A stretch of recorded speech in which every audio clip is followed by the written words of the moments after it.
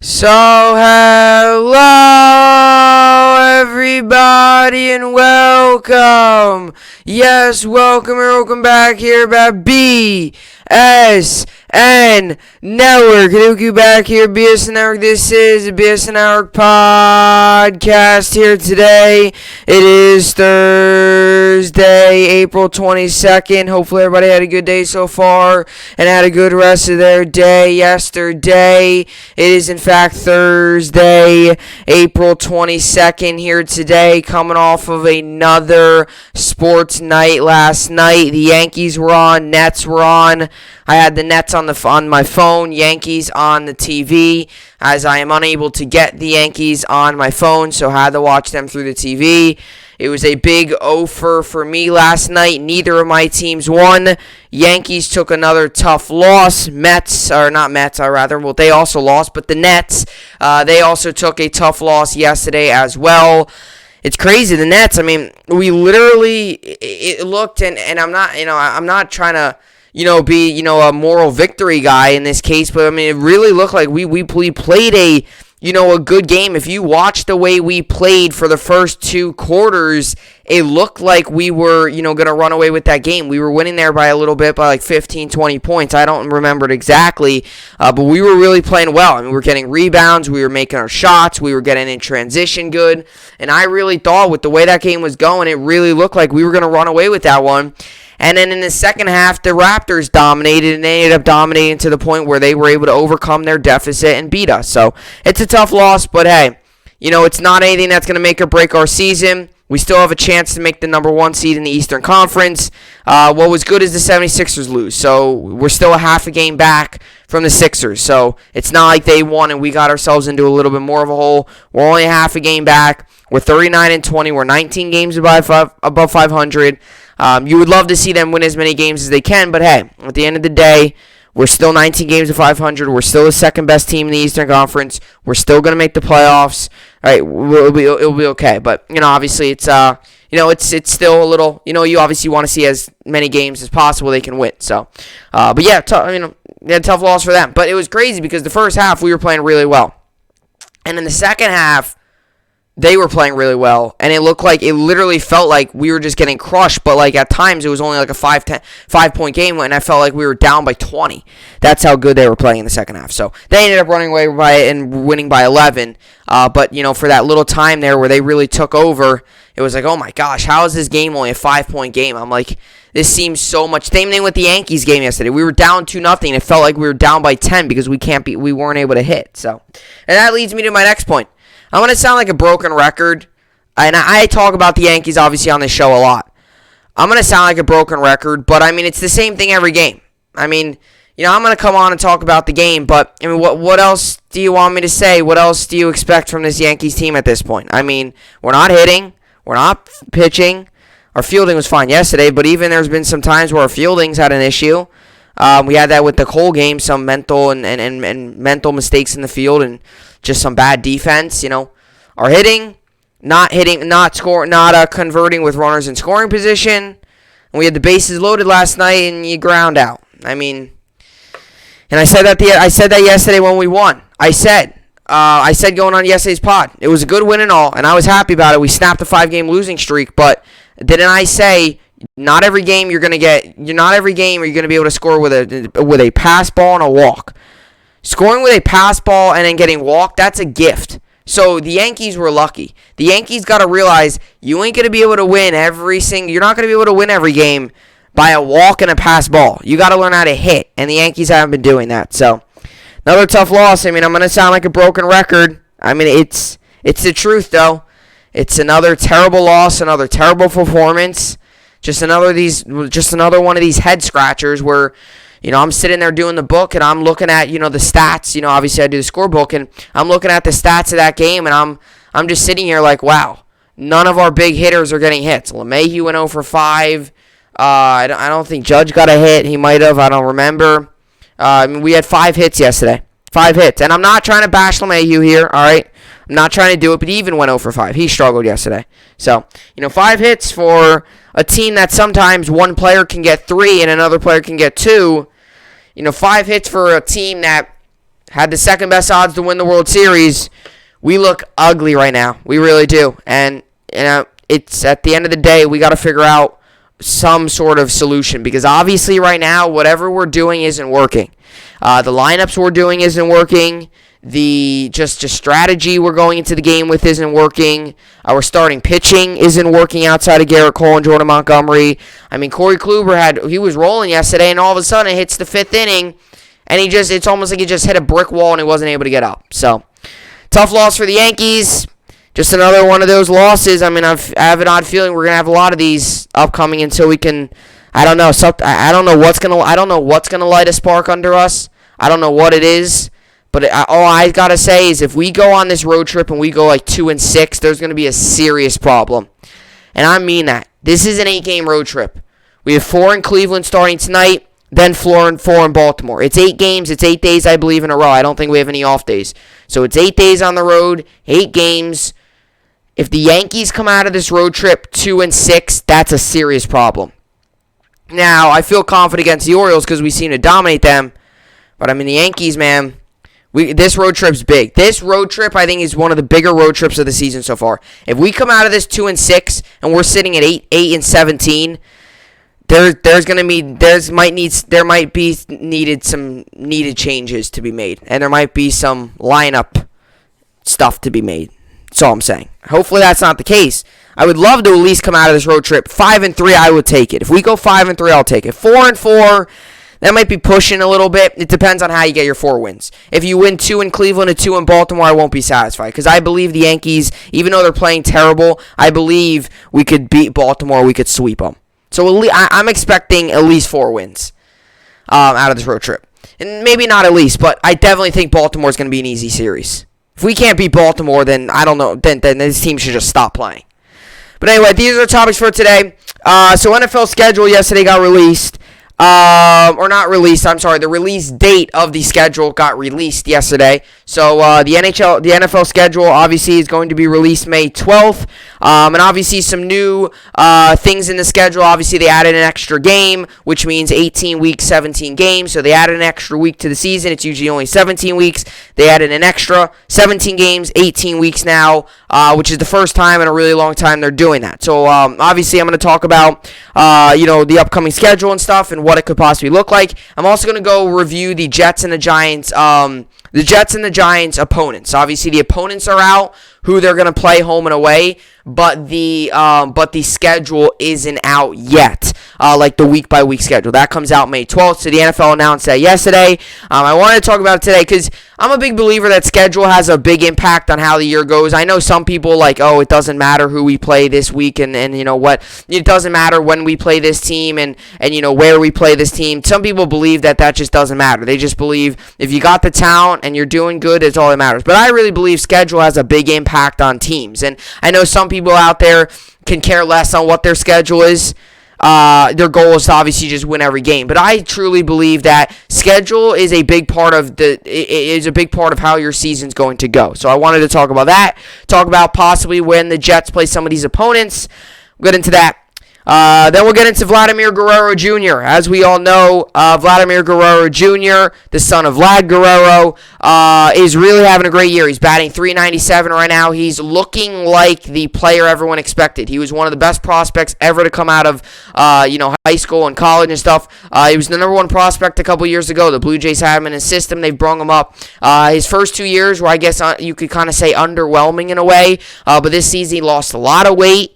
And he did a lot of training, and he picked up bat speed, and he's a more matured player now. Vladimir Guerrero Jr. is finally playing like the Vlad Guerrero Jr. we imagined and we expected. And I'll tell you why this is big for the Toronto Blue Jays. We'll get into that. Then we'll get into New York Sports Update. Finish off the podcast with a New York Sports Update. The Knicks extend their winning streak to 8 games yesterday. So they're now a 4 seed, and they now seem like they're going to make the playoffs. I know there's a little bit of that time there where it looked like they were going to make it, and then they didn't, and it looked like they were. But I think we can all agree now that the New York Knicks are going to be a playoff team. As crazy as as crazy as it seems, the New York Knicks are going to be a playoff team, and that's wild. But the Nets have a day off today, obviously after the back-to-back. Rangers play today, Yankees play today. Other than that, though, Nothing else on. Mets lost yesterday as well. Mets defense is terrible. J.D. Davis can't field a ground ball properly at third base. But they struggled yesterday. They lost, even though Pete Alonso hit one out of Wrigley. And I don't mean in the stands, completely out of Wrigley Field. If you didn't see that home run, you got to go see it. The thing was absolutely launched. So that was, I'm not a Mets fan, but I do like Pete Alonso. He does a lot of good charity work off the field, and he's just a good guy in general. Seems that way anyway. I've never met Pete Alonso, I'm just saying. But man, that was out of tank. And Alonso, he's a good hitter. I do think he's got to work a little bit more on getting on base. He's a big power hitter. And I think as his career goes on, he's almost like a Judge in a way. Judge, when he first came into the league, it was home run or nothing. Alonso's got to learn a little bit he's got to get better at, finding gaps, hitting the ball, and, getting on base. He's a guy that's more of a home run or nothing kind of guy, which isn't a bad thing, but as you get more veteranized, you start to turn into those other players. So, but anyway, with all that being said, that's what we got on tap for the podcast. And with all that being said, this is the BSN Network podcast, and let's get right into it. So 2021 NFL schedule, release date, team-by-team opponents, and more. So this is an article I'm going to read. So the NFL schedule has been announced. The release date of the NFL schedule has been announced. I want to make that clear. The NFL schedule, the week-by-week schedule, has not been announced yet. It is the release date of the schedule has been announced. So it's going to be released 8 p.m. Eastern Standard Time on May 12th. And it's going to be, you can watch it on NFL Network. They did this last year. It's like a schedule special. So what they do is they release the schedules. And none of that, what they do is they always say, oh, well, these stations and all these sport leagues, they always say, oh, the game's going to start like at 8 p.m. or something, and it doesn't end up starting until like 8:15, 8:20, because you got the preview, you got all the commercials, you got the starting lineups, you got all that stuff. But this is actually serious. 8 p.m., schedule gets released, and right when the schedule gets released, the NFL Network does like a whole, it's really great. If you didn't watch it last year, you got to watch it. I watched it. They do this whole 3-hour coverage of just breaking down the schedules. They'll go through all 32 of the NFL teams, and they'll break down each schedule. So they'll go through the AFC, the NFC, and they'll break down the schedule. So it's really, I really think it's cool. Just how they break it down. They don't really always predict they predict the records sometimes, but sometimes they do that on other shows where they will predict the records, and they'll predict the records and stuff like that. But it really is it's a good show by NFL Network. So you definitely got to check that out when the schedule comes out. But they break down all 32 of the NFL teams, their schedule. They show you them. Give you week by week what you can expect here, the record, all that kind of stuff. It's a big, long thing, so that's good. But the schedule always excites me. And this is where I wanted to get into the whole schedule thing. And I'll get into the opponents and stuff like that coming up. I'm not going to get too deep into it because the schedule hasn't been released yet, but I am going to read the opponents for the Jets and the Giants, and kind of tell you, their home opponents. Obviously, the Jets' extra opponent is the Philadelphia Eagles, and they get them home. And the Giants' extra opponent is the Miami Dolphins. They get them, I believe, on the road. I think I'm not 100% sure, but I think they're on the road. Yeah, because I think it's AFC's home and NFC's. Yeah, and AFC's home this year and NFC's away. And that's one of the things with the schedule this year that's going to be interesting.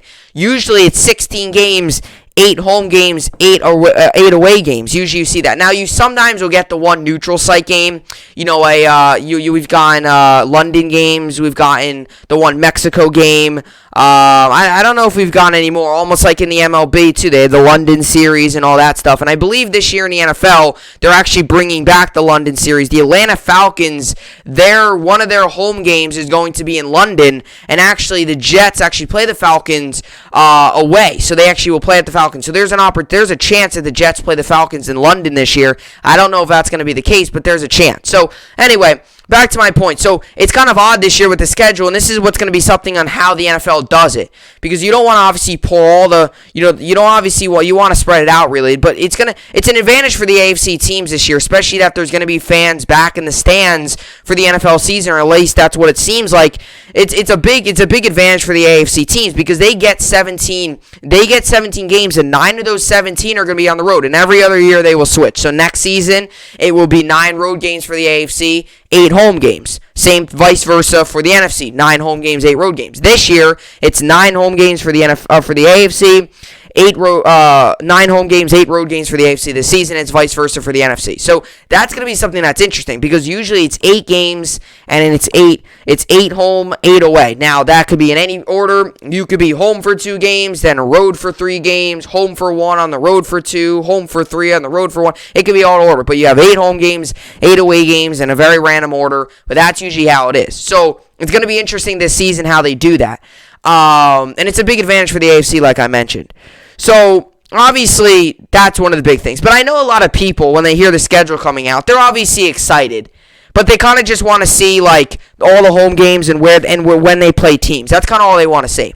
It also gives you a little bit of a hint that training camp and OTAs and stuff are around the corner. Because, realistically, OTAs, training camp, that stuff starts in about June. So, about a month and a half after the schedule gets released is when it's going to be, when about a month after the schedule is going to release, May 12th is when it's going to be, training camps and OTAs, and you're going to start to see, a little bit of football again, and you go into the summer and all that stuff, and that's really exciting. But, back to my point with the NFL, that's, I'm big into schedules. I know some people, like I said, might go into this and say, I just want to see the schedule and that's it. But I really do believe that schedules are a big part of how teams are going to do that year. As we all know, the good teams like the Buccaneers, they're going to get the toughest schedule. That's what they're going to do. They're going to get the toughest teams. So record-wise, they're going to get the best teams last season who played them. The AFC, like the Jets, for example, since they went 2-14 last season, they're going to get an easier schedule. So they're not going to get as many playoff teams on their schedule. And you could already see their extra game, instead of it being Washington or something who was a playoff game, they gave them the Philadelphia Eagles. So they're going to get a relatively easier schedule because they struggled last season. Which, you could look at it either way. You could look at it, they might not still have a great team, but they're also playing a weaker team. Or you could say, they upgraded their team and they're playing a weaker schedule. Whatever the case may be. But I'm big into how the schedule is really sometimes how your season can go. Because the Jets last season, we had a really brutal schedule to start the year especially.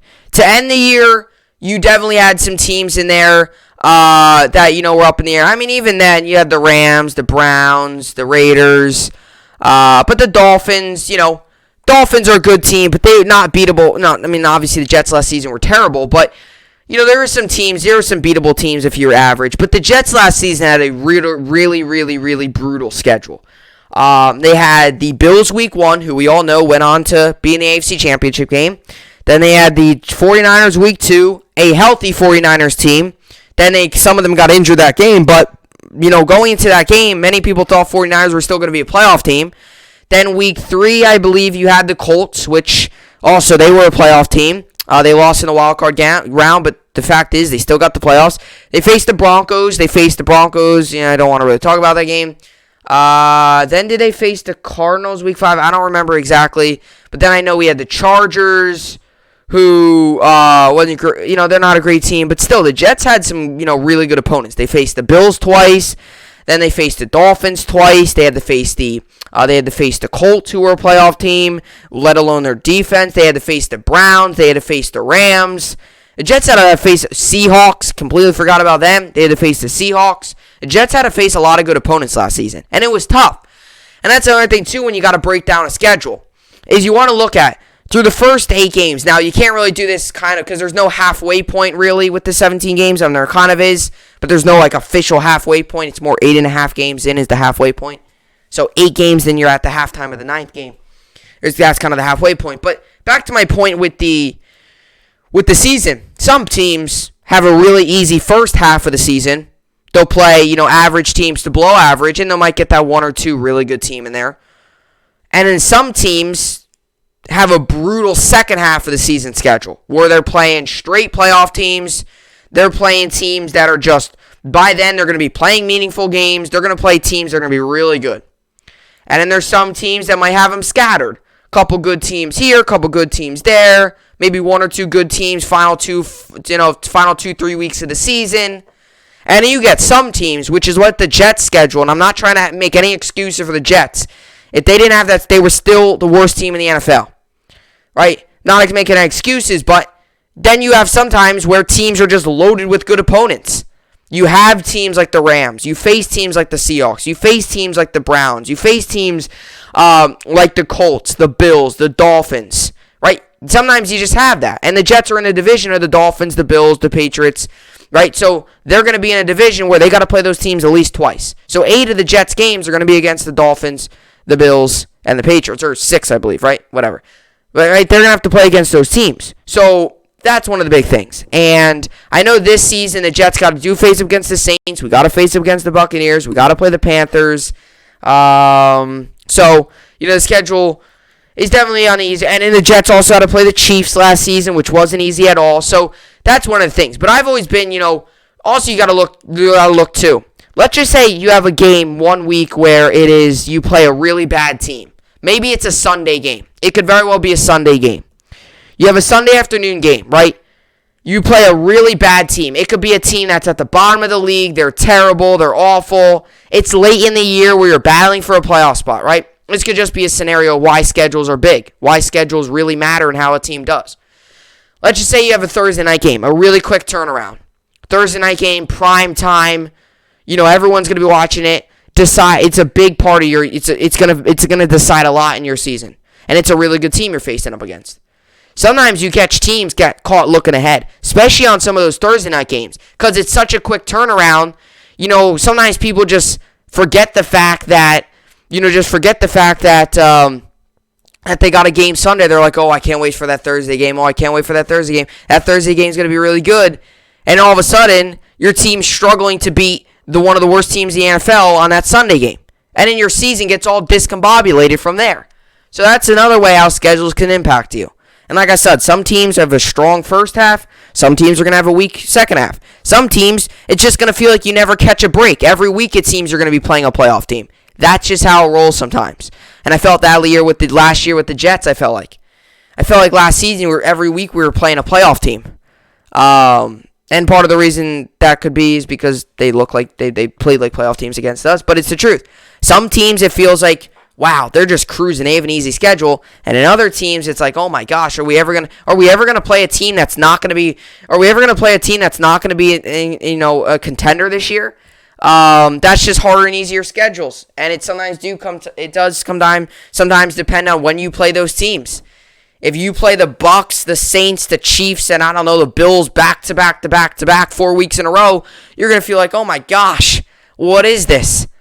But you also might have stretches where you play the worst teams in the league, and you're like, wow, this is nice. So it all depends on how they release it, but it's always an exciting time, I know, to release the schedule. And obviously, really when the schedule gets released, that's really when you're ready. That's really when you're dialed in. This is it. This is who you play. You play these teams in these 17 weeks. This is the teams you're going to play. And that's usually pretty exciting. So let's get into this quick article here. Then I wanted to read the Jets-Giants opponents and wrap up some of my thoughts here. So 2021 NFL schedule, release date, team-by-team opponents, and more. And as the NFL aims for a return to normalcy following a pandemic-impacted season in 2020 that saw limited or no fans in attendance and a subsequent drop in the salary cap, there's already one familiar sight. Tom Brady is the defending Super Bowl champion, though this time with the Tampa Bay Buccaneers. The legend announced Wednesday it will release. The league announced Wednesday it will release its 2021 schedule with a new 18-week regular season on May 12th at 8 p.m. Eastern Time. Fans can watch the announcement on the NFL Network. Teams are already aware of their 17 opponents for the upcoming campaign. It's just a matter of finding out when each of those contests will take place. So let's check out the matchups on tap this year, along with a few storylines to track once the season kicks off. All right, so if you want to, you can go through all the other teams. I really wanted to hone in on the Jets and the Giants because they're obviously the New York sports teams. Let me read you the Jets' opponents first, and I'll read you the Giants' ones. All right, so the Jets' opponents, they go as this. Obviously, they play the Bills, Dolphins, and Patriots home, and then they'll play the Bills, Dolphins, Patriots on the road as well. But this is the Jets' schedule. So they're home against the Bills, home against the Dolphins, home against the Patriots, home against the Bengals, home against the Jaguars, home against the Saints, Eagles, Buccaneers, and Titans. So those are their home games. Bills, Dolphins, Patriots, Bengals, Jaguars, Saints, Eagles, Buccaneers, Titans are their home games. So they have 9 home games this season. Their extra home game is against the Eagles this year. So their extra home games against the Eagles. Now their road games are as followed: Bills, Dolphins, Patriots, Falcons, Panthers, Broncos, Texans, Colts. So 8 road games. Obviously, Bills, Dolphins, Patriots are also their home games because they're in the same division. They play them each twice. So they will play combined 6 games against the Bills, Dolphins, Patriots. 2 against the Bills, 2 against the Dolphins, 2 against the Patriots. That combines for 6. Now, the other 11 games are going to be the Bengals, the Jaguars, the Saints, the Eagles, the Buccaneers, the Titans, the Falcons, the Panthers, the Broncos, the Texans, and the Colts. Those are the other 11 games. So 6 of the games will be your own division. Then the other games will be, we play the NFC South, I believe. Right? Is the NFC South? We play the NFC South. So the NFC South consists of the Bengals, or not the Bengals, rather. Sorry, consists of the Buccaneers, Colts, or no, not Colts. Buccaneers, Panthers, Falcons, and Saints. So we'll play 2 home. The NFC South opponents we have, because every year they have to choose a division you play. So the NFC South opponents the Jets have will be Buccaneers and Saints. Those will be our home games. And our road games for the NFC South will be Falcons, Patriots. And then we play some other teams mixed in, which was based off a record last season. So you got the Eagles, then you got the Titans, the Bengals, and the Jaguars. Right, those were all teams that struggled. Well, the Eagles, Bengals, and Jaguars all struggled last season. And then you had the Texans, Colts. The Colts are a good team, but then you got the Texans and the Broncos. And then we play 2, so NFC South we play, and we play 2 AFC South teams. We also play the AFC South as well, which will consist of the Texans, Colts, Titans, and Jaguars. Will be the AFC South, and then just the 2 games they threw in there were obviously the Broncos and the Eagles. So we play the AFC South and the NFC South. So the AFC South, our NFC South home games will be the Saints and the Buccaneers. Our NFC South home games will be the Saints and the Buccaneers. Our AFC South home games will be the Titans and the Jaguars. And then our road NFC South games will be the Falcons and the Panthers. And our road AFC South games will be the Texans and the Colts. And then obviously you add the Eagles, Bengals, and Broncos all in there as your 3 extra teams, whatever you want to call it. Those are kind of just teams they kind of just throw in there. So the Jets this season play obviously the AFC East. Then they play the AFC South, which is 10 games. And then the next, the AFC South and the AFC South. That's what they play. So that would be, 6 games and then 10, 14, and then the 4 games against the Bengals, Jaguars, or Bengals, Eagles, Broncos. That's 3. Yeah, and then Texans, Colts, Patriots, Falcons, Panthers. So, yeah. So, to be honest, the Jets schedule isn't that hard this season because, not saying it's not hard, but the Jets schedule last year was much more worse. Now, this season, since we went 2-14, we're going to get a little bit of the easier opponents. Like, the opponents of the Eagles, Broncos, and I don't know, Eagles, Broncos, and let's just say, Eagles, Broncos, and Texans, for example. Like, those teams, Bengals, Eagles, and Broncos, the 3 teams they just threw in there as the extra 3 teams, those are teams that struggled last season, so that's why. Instead of giving us, I don't know, the Bengals giving us, like, the Browns, and then in the Eagles division giving us, like, Washington, and then in the Broncos division, giving us, like, the Chiefs, right? Something like that. They gave us the lower teams because we struggled last season, so we're going to do that.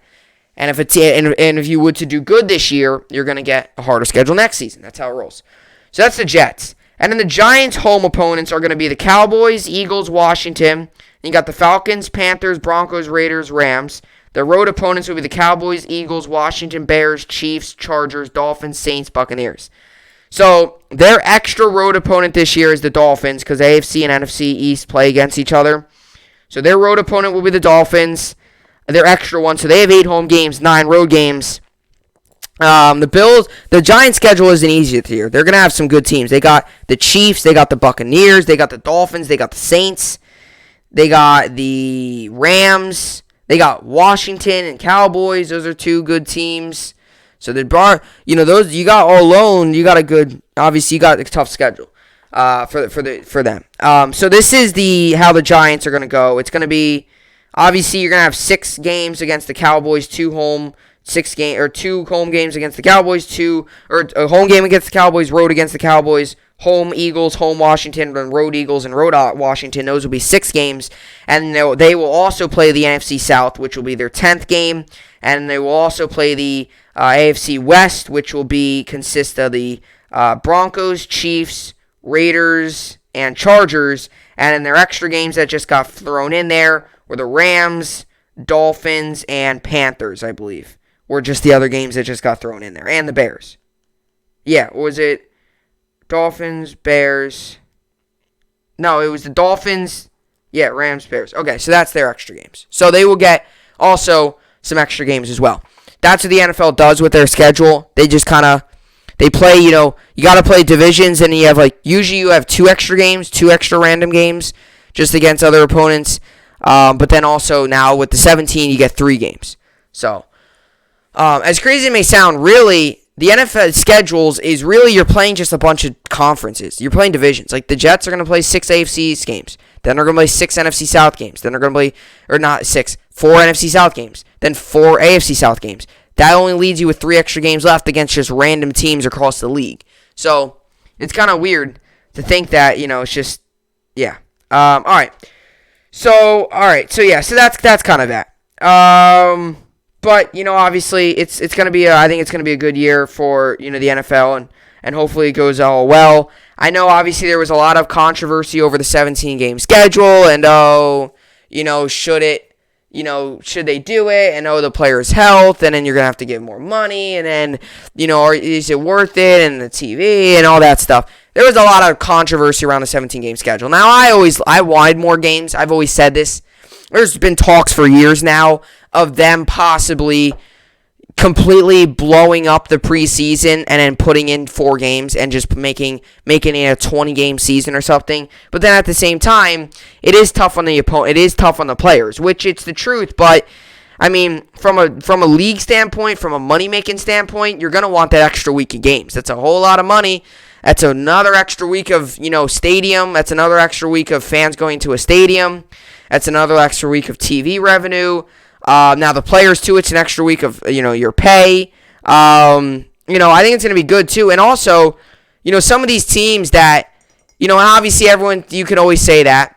It's almost like the old thing of, oh, you hate weekends should be 3 days, but if they were 3 days, you would want them to be 4 days. It's almost like the same thing here. Everyone always is saying, oh, well, if we had one more week, we could make the playoffs. Well, now you get that extra week of, hey, if you're 16 games and you're still back from a playoff spot, you now have 1 extra game. But I'm sure there's still going to be people complaining of, oh, if we had one more week, add an extra game, right? It's always going to be like that. But yeah, like the Dolphins, for example. If they had one more week, they could have been in. So maybe this season will be their year they actually get into the playoffs, right? So it gives you an extra week, and it's more football. That's another great thing about it, too. It's just an added bonus. It's more football, and, you get to watch 17 games, and the season always flies by. It always goes so fast, the season. I've always felt that way. It's just, I notice all the leagues go by quick, but the NFL goes by the quickest. It's because it's the shortest amount of time, and it's just, I don't know. It's just once a week. It's just like and I feel like when Sunday comes, I feel like Sunday just completely flies by. Like you're like, okay, got to get ready for all the games, and then all of a sudden, oh, done. Games are over. You're sitting there watching Sunday Night Football at that point. But yeah, so I think it's gonna be good. I'm excited. I think it was a good idea to make 17 games, and hey, if it doesn't work out, If it stinks, if it's terrible, if it's a complete failure, then just next season you go back to 16 games, and that's how it rolls. But I think it's going to be good. So that's what I got there for the NFL schedule. They have announced their release date, which should be good. Everything should be going as planned. Everything should go as planned with that. And we'll find out May 12th, who everyone's playing. Obviously, it's an exciting time as a fan, obviously, to know who your favorite team's playing. The people who are watching this video, whoever your favorite team is, you will find out who they play. Unless if your team was the Jets and the Giants, then you obviously already know the opponents. But if you don't know the opponents, then you'll also find out them. If you're a Jets fan like me, well, we'll find out when we play all these different teams. So I think it should be good. I'm excited. With the draft, the schedule coming out, it's an exciting time to be an NFL fan. I've always said that. Being in the season's great. It's great when the season's on. It is. There's nothing better than the season, off season. But this is always an exciting time every year. The schedule comes out. Free agency was just a little bit ago. You got the draft. You got OTAs coming up. It's always an exciting time as an NFL fan. We're exactly a week away from the draft now. This time next week will be the NFL draft. It's always an exciting time as an NFL fan. So, especially a fan like me who, the Jets, who are going to be active in the draft. We have a lot of draft picks. And, even if your team doesn't have many draft picks, it's still fun to see where all these different guys land and then to follow them throughout their career. It's good. So, exciting time in the NFL. But with all that being said, that will do it for that part of the podcast. Coming up next, I'm going to talk about Vladimir Guerrero Jr., one of the better prospects we've ever seen come into the MLB, the number one prospect a couple years ago. I would say his performance in his first 2 years of his career was slightly underwhelming, was not what we all expected, but he is now playing like the player we all expected, and I will tell you why this is huge for the Blue Jays this season, and I will tell you why he is huge if they want to make a playoff push. I'll tell you all that good stuff coming up next.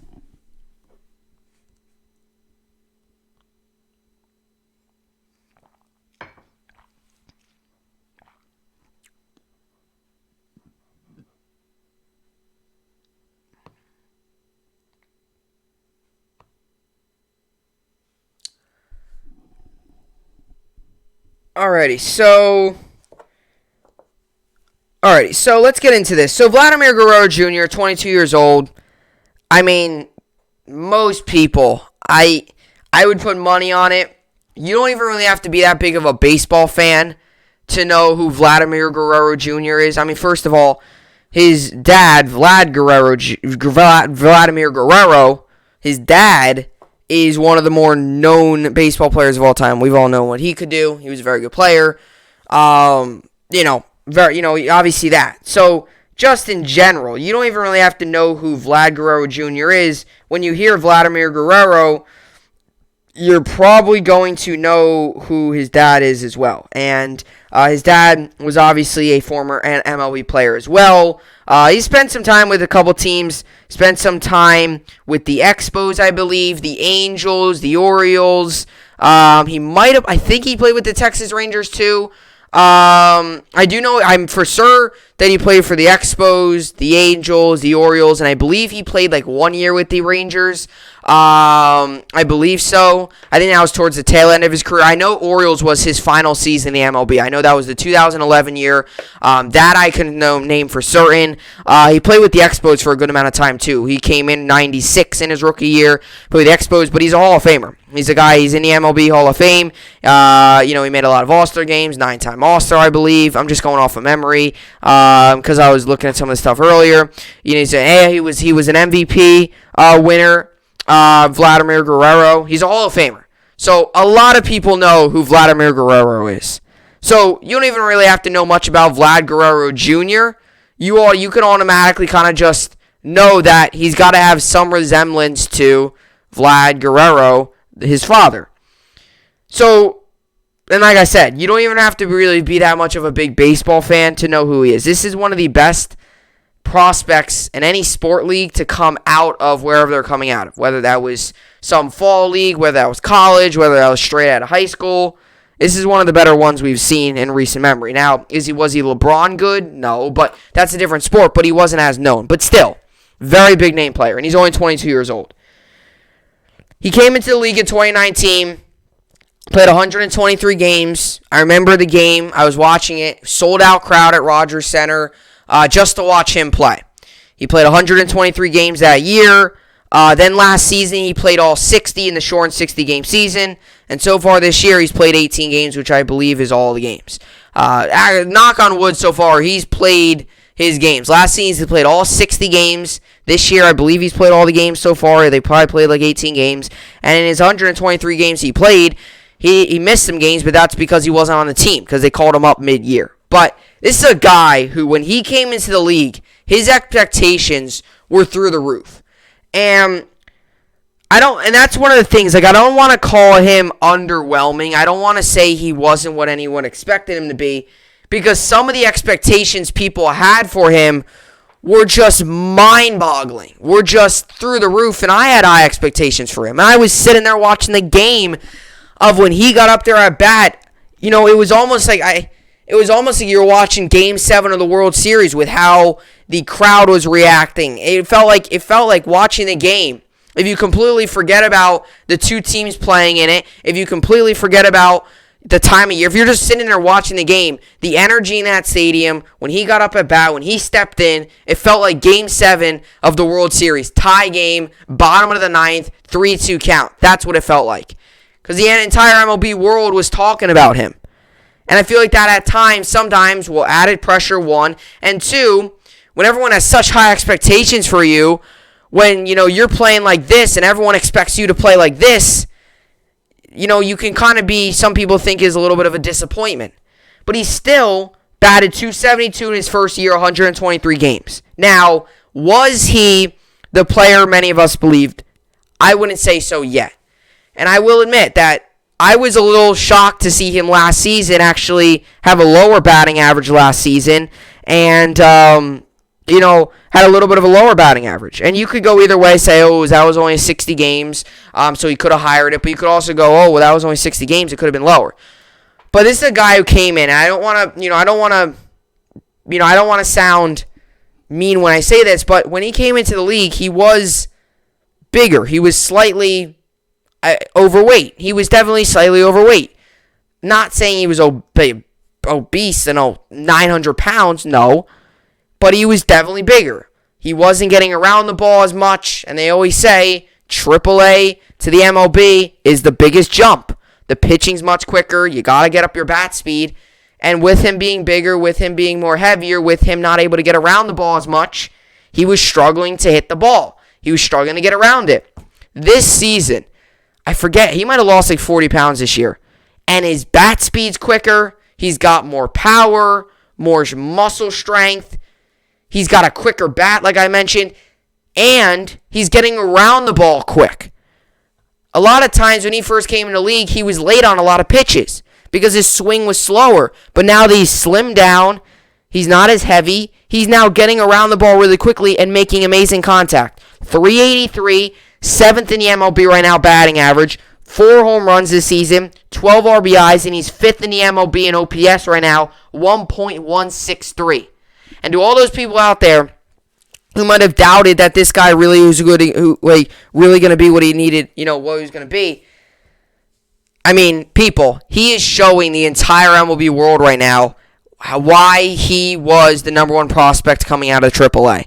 And the Blue Jays are now finally getting what it is like. Well, they're finally getting Vlad Guerrero Jr. They're finally getting the guy everyone expected to be. They're finally getting the guy. He's been amazing this year. 383, 4 home runs. He's batting 383. In his career, he's batting 278. So he's already above that mark. And let me tell you, yes, it's only 18 games in, but the way he's hitting is so well. And something I noticed too, and this happens to a lot of players. This isn't just Vlad Guerrero Jr., but this also happens especially to a player who's got a lot of hype up on him. And to be honest, this is almost like what the New York Yankees are going through right now. Sometimes in big moments in the games, players try to do too much. This isn't any sport. This could be in baseball. This could be in basketball. This could be in hockey. This could even be in the NFL. Sometimes players try to do too much. I give you a couple examples. The other day, Kyrie, I like Kyrie a lot. He's been a great player for the Nets, right? When he's healthy and when he's on the court. A couple days ago against the Heat, they were playing. And it was a close game. The Heat were making a slight comeback. And Kyrie just tried to continue to shoot threes. He was trying to take over. He was trying to do too much when all he really had to do was just drive to the net and get his teammates involved. We ended up losing that game. You see it sometimes in the NFL. I can't find a proper exact example, but sometimes players, they late in games, quarterbacks, they'll sometimes late in games, instead of just going, short passes or, getting the ball to, one of their other receivers, sometimes they try to force things downfield and just try to make a big play. That's what Darnold did sometimes. Late in games or even when they're down by a little bit, they would sometimes go into a panic mode. He would force the ball. Or we even see sometimes quarterbacks, they'll run out of the pocket. They'll feel the need to throw on the run. We see it all around. The NBA, you'll see them shoot unnecessary shots. And in the MLB, instead of just focusing on getting the ball in play, making contact, getting a runner home, they're all caught up into the moment, and they all just try to take these big, hard swings and just try to hit the ball 600 feet. That's all they try to do. And I feel like Vlad, in a way, tried to do that a little bit in his beginning of his career. When he had runners on base, he would go up there and try to swing as hard as he can. But that was all the learning process. He came into the league very young. He came into the league very young. So, he was a guy that, definitely had to learn. He was a guy that definitely had to have a lot of training. And he was able to do that. And now we're sitting here today talking about the guy having an excellent start to the season. So, and like I said, you could always tell if a player is going to fit in the league or not. And I had no doubt that he wasn't. It was just a matter of time developing and stuff like that. And I'll tell you what, Blue Jays, when you get George Springer back, Bo Bichette, Vladimir Guerrero, that team is young and very good. And I said it when I made my power rankings. That team is very good. Very, very good.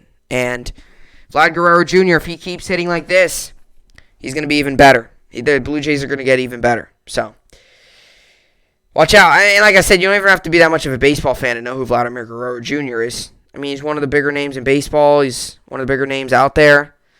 But yeah, he's been playing very well. So, with all that being said, let's get into the New York sports update here. As for the NBA, yesterday the Kings won, Clippers won, Nuggets won, Mavericks won, Heat won, Knicks won, Jazz won, Wizards won, Suns won, Pacers won, and Cavs won. Nets lost yesterday, 114-103. We moved to 39-20 on the season. As I mentioned earlier, just a tough loss. We were winning early and just couldn't hang on to the lead. As for today, we got the Bucks, 76ers. I'll give Bucks to win. Pelicans, Magic. I'll give Pelicans to win. Suns, Celtics. Give Suns to win. Spurs, Pistons. Give Spurs to win. Bulls, Hornets. Give Bulls to win. Mavericks, Lakers. Give Mavericks to win. As for the NHL, yesterday the Canadians won. Knights won. Wild won. Coyotes won. Or Wild won. Coyote. They played the Wild. And then Blackhawks won as well.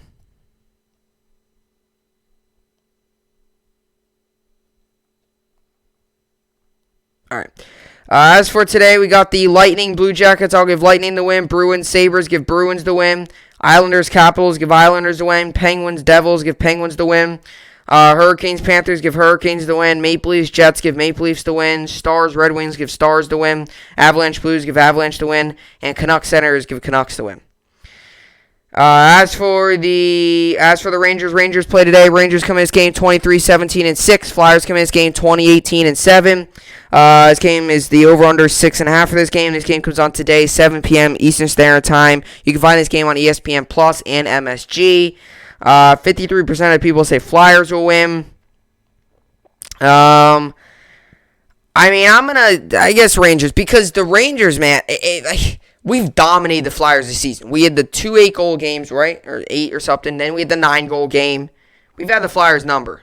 They've also beaten us a couple times, but these are big games for the Rangers here. These are definitely big games. All right, as for the MLB, yesterday the Blue Jays won, Royals won, Cubs won, 16-4. Diamondbacks won, Tigers won, A's won, Brewers won, Rangers won, Nationals won, Diamondbacks won, Rockies won, Phillies won, Pirates won, and Marlins won. Yankees lost yesterday 4-1 to move to 6-11 on the season. What can I tell you?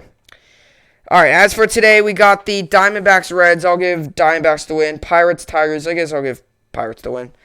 Then we got the Red Sox Mariners. I'll give Red Sox the win. Astros Angels. Give Astros. Or Cheaters Angels. Give Cheaters the win. Actually, I'll give Angels the win. Giants Marlins. Give Giants the win. And Dodgers Padres. Give Dodgers the win. Mets play. Mets got Louis Chessie on the mound, and the Cubs got Williams. Cubs have had the Mets number. I'll give the Mets the win. Or I'll give the Cubs the win. They've had their number this series. And as for the Yankees play today. Yankees come in this game 6-11. Indians come in this game 8-8. Domingo Germán's on the mound for the Yankees. Savali's on the mound for the Indians. Germán's back out there today. This game comes on today, 6:10 p.m. Eastern Standard Time on MLB Network. I believe it's... You can find this game on MLB Network. So he is playing. You can find this game on MLB Network, 6:10 p.m. Eastern Standard Time. You know my typical answer. Until the Yankees can show me they can consistently win games and score runners on, I'm not going to give them a win. I hope they win, but we're not. We forgot how to score with runners on and forgot how to swing the bats. So there was a bug there. All right, so as for fantasy baseball, I'm currently winning 152 to 113. As for today, I got Will Smith, Jay Cronenworth, Carlos Correa, and Alex Bregman going. Not too many games on today, by the way. And as for fantasy basketball, I'm currently losing 841 to 594. Today, I've got going Kemba Walker, Anthony Davis, Montrezl Harrell, and Jeremy Grant. Anthony Davis calf. He said he plans to return to the court for Thursday's game against Dallas. Dave McMenamin of ESPN.com reports. And as for fantasy hockey, I'm currently winning 189 to 175. And today I've got going Mika Zibanejad, Artemi Panarin, Braden Point, Nicholas Backstrom, Braden Shem, Brock Beausire, Joe Pavelski, David Perron, Ryan Strome, Justin Falk, and Nikola Ehlers. And I got Semyon Varlamov and Igor Shesterkin in goal. So that's that. Rangers got to figure out a way to get a win, hopefully, to keep the playoff push going. Yankees got to learn how to hit with runners in scoring position. A lot of stuff the Yankees got to do. It's crazy. I was talking to someone. I was talking to someone yesterday about this. Obviously, I've been a New York sports fan my entire life, and I've never thought it would come to the point, especially this year, and especially with this Yankees team where they got so much talent. I never thought it would come to the point where we would be talking about the Yankees having the second worst record in baseball, being worse than the AL East, or the American League, and the Knicks being a 4 seed in the playoffs and winning 8 straight games. I never thought we would get to that point. But hey, at this point, it's going to happen. It's extremely crazy how sports are. But if you would have told me at the beginning of this year that the Knicks were going to be on an 8-game losing streak while the Yankees were 6-11 to start the year, I would have thought you were crazy. And not even crazier with the Knicks, I feel like. Because the Yankees sometimes do get off to slow starts, but I would thought you were even crazier with the Knicks. The Knicks weren't supposed to be that good this season. They were supposed to be okay. But now they're going to make the playoffs. So it's pretty crazy. But yeah. It's that's how sports are. That's what makes sports so great. Is just stuff like this. Teams you don't expect to do good, do well. The Yankees are, this isn't great, but this is how sports are, though.